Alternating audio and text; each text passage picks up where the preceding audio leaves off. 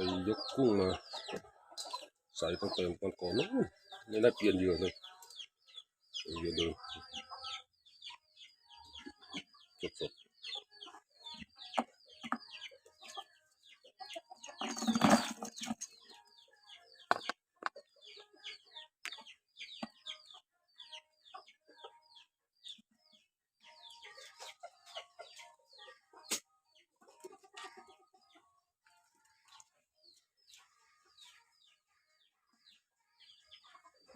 ถึงได้เยอะ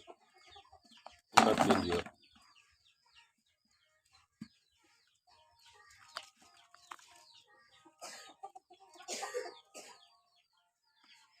ที่เสร็จแล้วเกือบถึงกิโลนั่นสดเลย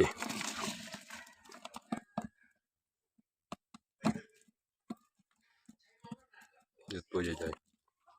ก้อยไม่อร่อยตัวใหญ่